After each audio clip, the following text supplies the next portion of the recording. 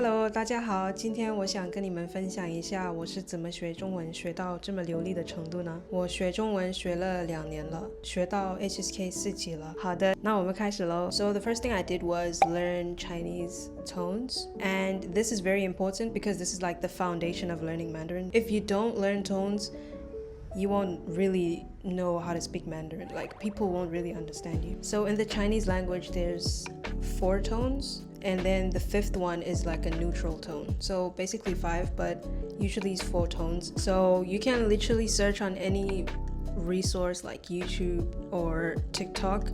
They will show you how to learn the Chinese tones. I also made a video on TikTok explaining the tones. And then after that, I basically just moved on to learning the greetings, like basic greetings, like hello, how are you, goodbye. And then with self-introduction, I learned how to say my name is Emmy, where I'm from, how old I am, things like that. Okay, quick disclaimer, I didn't learn any Chinese characters. I didn't learn how to write Chinese characters. I went straight into learning with pinyin because I didn't have time to learn how to write, because learning how to write, I don't really recommend learning it right away because it can waste your time. That's if you just want to speak right away, then I recommend speaking right away.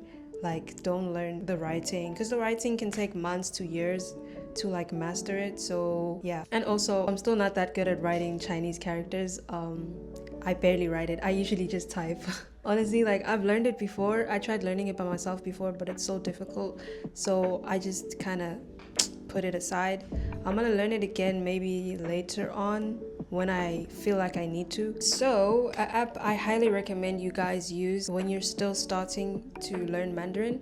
Actually, I feel like this app, you can use it literally throughout your whole journey learning Mandarin because it's a lifesaver. It's called Pleco. It's a dictionary app. They have like thousands of words in there. You can learn a lot of new words. So yeah, that's the app I used when I was starting off, and it's been helping me even until this day. I still use it because obviously I'm learning new words every day. And then another app that's similar to Pleco, well, this app is like a translating app. So basically this app is called DeepL. I'm recommending DeepL because this is the one I used later on, because I started off with another translating app. It didn't really work for me that well. So I found another one which is called DeepL. This one I highly recommend because when you want to translate something, it literally shows you alternatives, like other ways to translate that same sentence, if you get what I mean. I don't know if I explained it right, but yeah, it's really cool. And also when you're translating, it translates it really like natively, like a native speaker. That's what I like about it. It doesn't sound like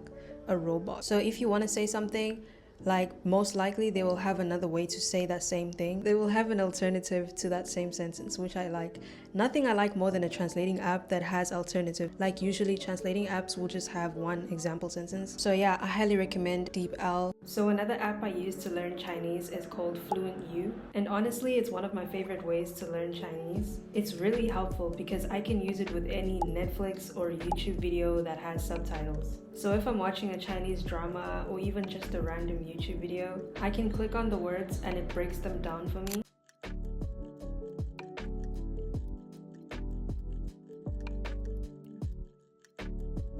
Definitions, example sentences, and even quizzes.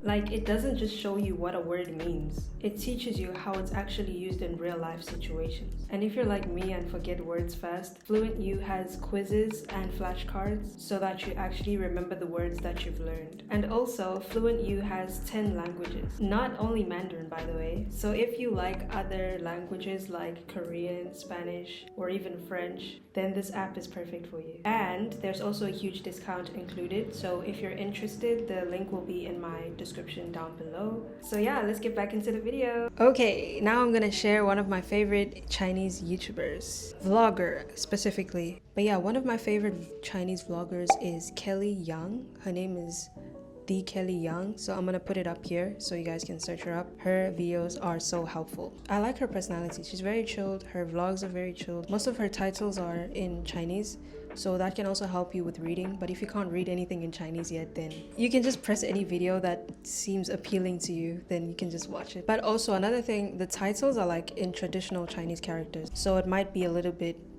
difficult to read if you're learning simplified Chinese.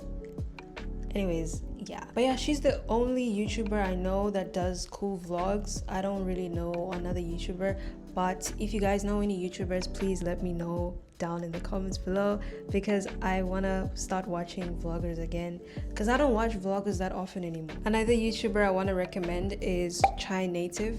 I think that's how you say her name. I might be saying it wrong. This one is helpful for like education. If you want to listen to Chinese stories, go to her channel. She has a playlist of like a series. I'll have the playlist down in my description so you guys can check it out. They're really helpful if you're still starting out and you want to get the feel of like Chinese sense and structure and how it goes. So another thing I did when I was learning Chinese is listening to Chinese music. This I did for like not from day one, but from the first week learning Chinese. So the thing is, if you want to listen to Chinese music, don't just listen to it. Make sure you're reading the lyrics as well. If you can't read like Chinese characters, then you can go on YouTube and then look for a video that has Chinese characters and the pinyin version as well. Another thing I did was also I would write the lyrics on a paper, but like obviously the pinyin version.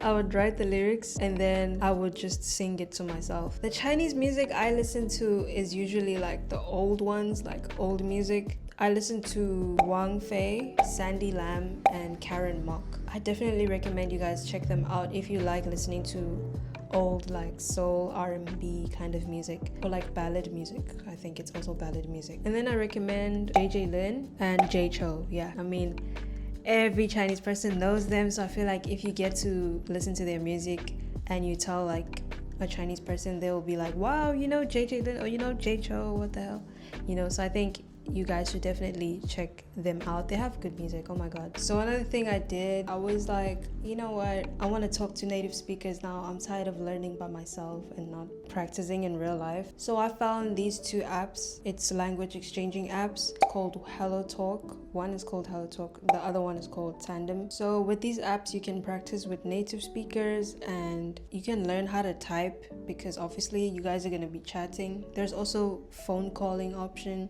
but I'm just saying, like, if you want to learn how to type, use HelloTalk or Tandem so you can speak with native speakers. But yeah, it's cool because you can make friends over there, or you can just make language exchanging partners, then become friends.